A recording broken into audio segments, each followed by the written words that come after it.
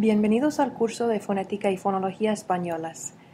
En este vídeo voy a presentar algunas definiciones básicas y a hablar de por qué usamos el alfabeto fonético internacional. Vamos a empezar con algunas definiciones básicas. Primero, ¿qué es la fonética? La definición oficial es el estudio de los sonidos de un idioma. La fonología es el estudio del sistema de sonidos de un idioma, o sea, las reglas. Ahora, ¿cuál es la diferencia entre estas dos cosas?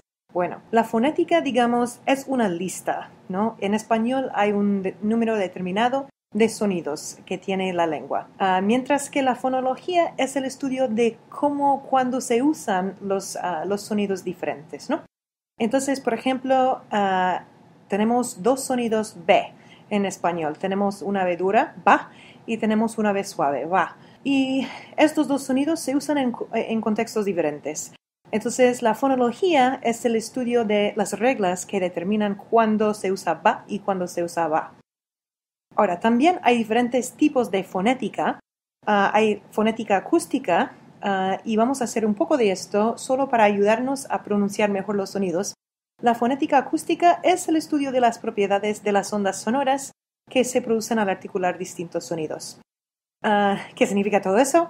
Bueno, se usa como un programa de fonética acústica y se mira o se observa pues cuáles son las características que tienen los sonidos diferentes. Y bueno, hablaremos más de eso luego con ejemplos, pero eso es la definición básica. Y luego la otra parte de esta clase será la fonética articulatoria.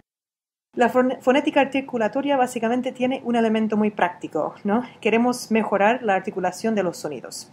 Entonces estudiamos pues cómo se hacen los sonidos diferentes en un idioma para poder producirlos mejor.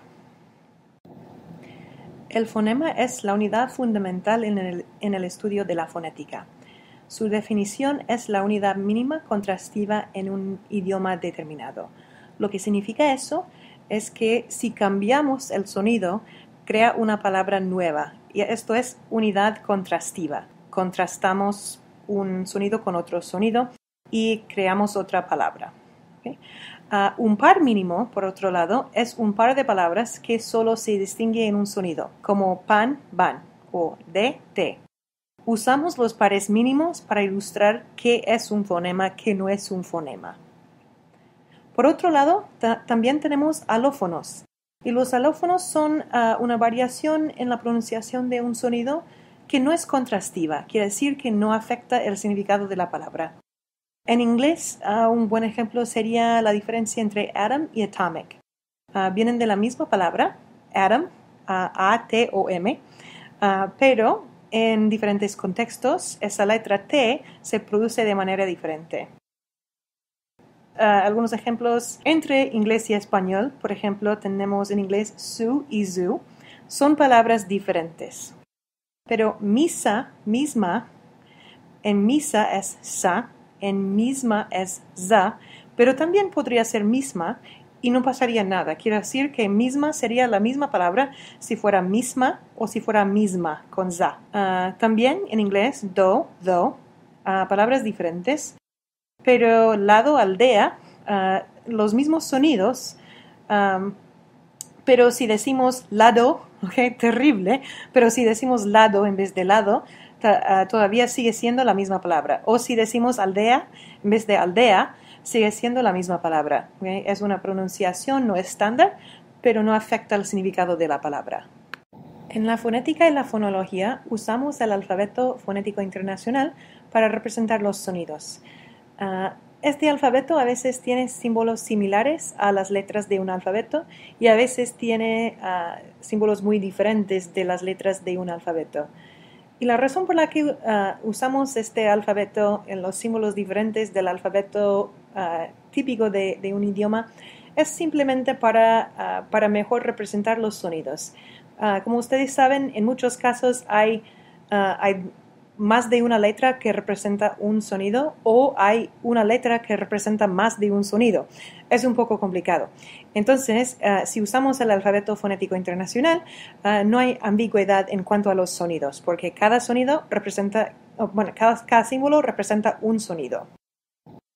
Usamos los símbolos del alfabeto fonético internacional cuando hacemos las transcripciones. Hay dos tipos de transcripciones que vamos a hacer en esta clase. Al principio, mayormente vamos a hacer transcripción fonémica, o sea, la representación de los sonidos contrastivos en español. En otras palabras, vamos a representar los fonemas. No vamos a representar las diferencias alofónicas que no causan un cambio en significado. Luego en el semestre vamos a hacer la transcripción fonética, que sí representa la variación en sonidos en español, ¿no? Entonces, luego en el semestre sí vamos a representar la diferencia entre da, dura, y da, suave, etc. Y esta es la transcripción fonética. Ahora, las convenciones para representar los diferentes tipos de transcripción es que las transcripciones fonémicas, los fonemas, se hacen entre barras y las transcripciones fonéticas se hacen entre corchetes. Uno de los problemas más frecuentes en un curso de fonética es usar letras del alfabeto en vez de símbolos fonéticos.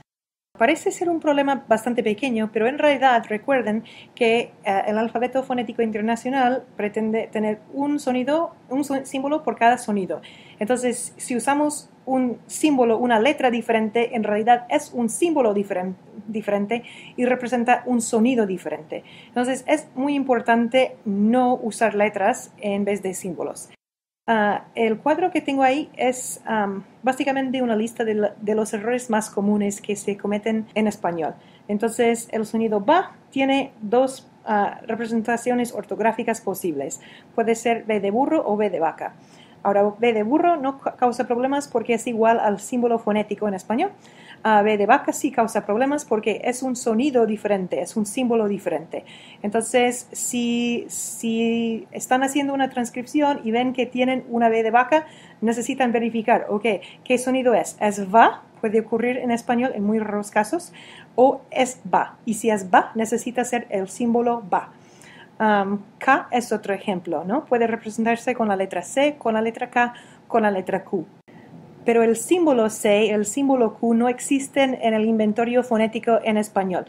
Entonces, si ven esas letras en una transcripción, significa que es un error. Siempre, siempre, siempre es un error. No debe haber una C ni una Q. Para dar un ejemplo más, el último símbolo en la lista representa el sonido ya. Este sonido se puede representar con la letra Y y con la doble L. Ahora, la letra Y, si se usa como un símbolo en el alfabeto fonético internacional, es una vocal francesa, U, y la doble L representaría una consonante geminada que se usa, por ejemplo, en italiano, pero que no se usa en español. Entonces, no se debe ver nunca una Y ni una doble L en una transcripción fonética en español.